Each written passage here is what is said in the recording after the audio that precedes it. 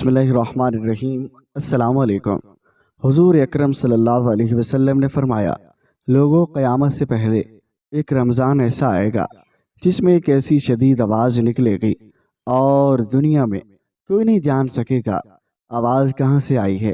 آپ نے فرمایا، اگر رمضان میں ایسی آواز سنائی دے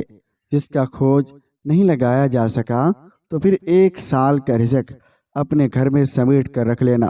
کیونکہ اس کے بعد آفتیں ٹوٹیں گی۔ حضرت جابر رضی اللہ تعالی عنہ فرماتے ہیں،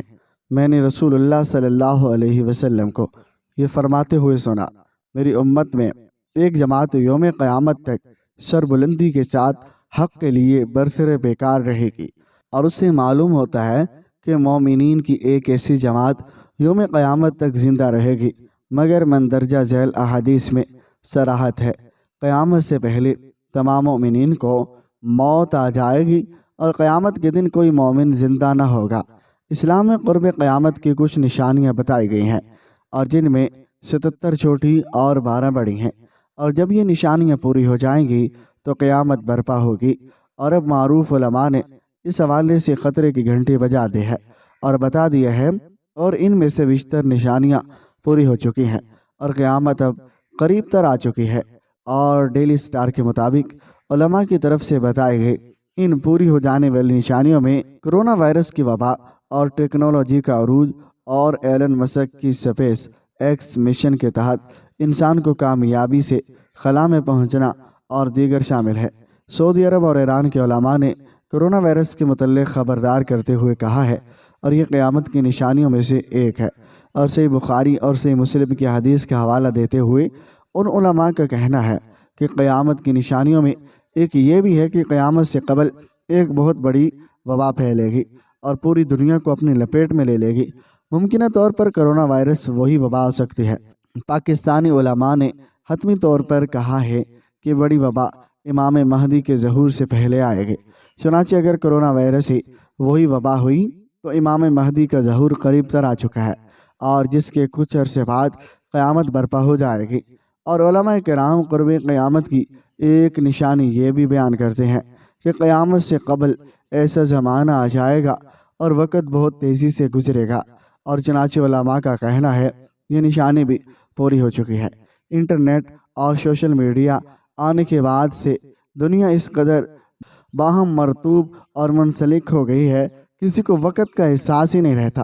اور ایسا لگتا ہے کہ وقت پر لگا اڑ رہا ہے۔ اور اس نشانی کے متعلق احادیث میں اپنی رائے دیتے ہوئے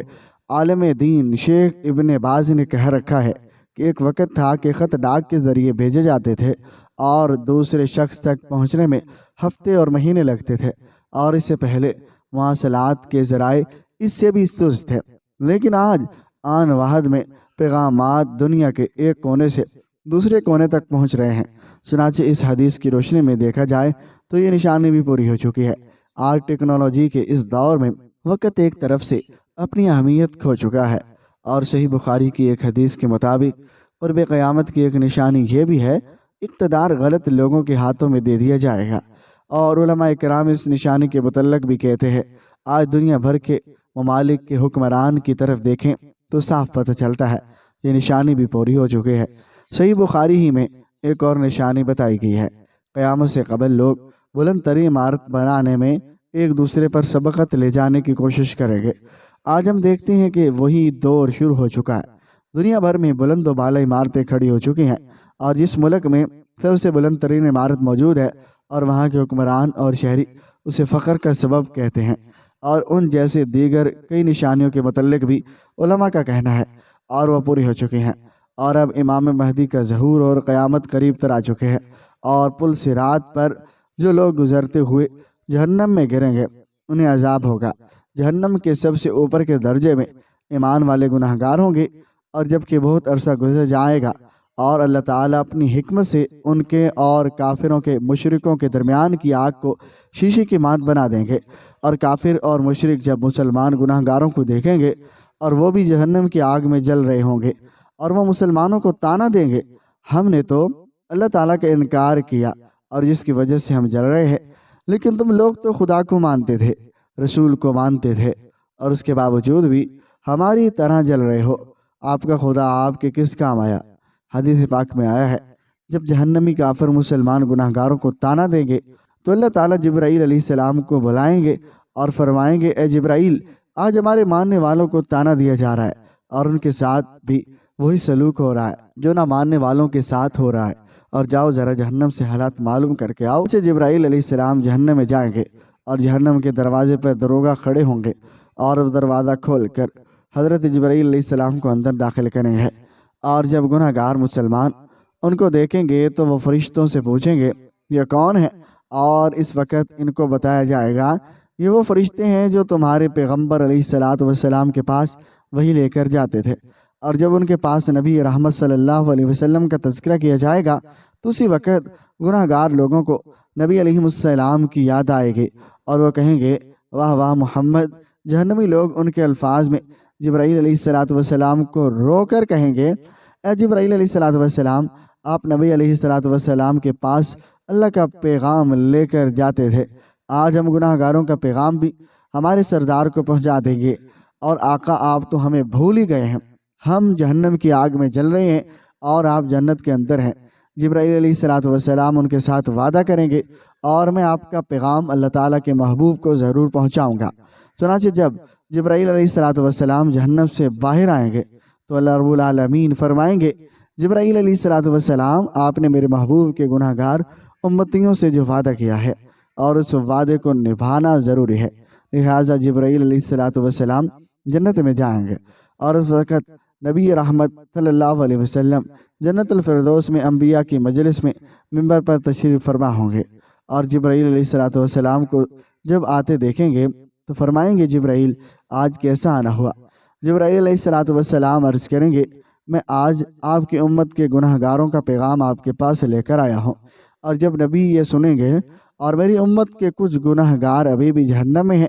تو آپ حیران ہوں گے، اچھا مجھے تو خیال ہی نہیں تھا۔ چنانچہ نبی اسی وقت اللہ رب العزت کے حضور سجدہ فرمائیں گے اور اللہ رب العالمین کے سامنے کہیں گے اے پروردگار، میری امت کے گناہ گاروں کو معاف فرما دیجئے،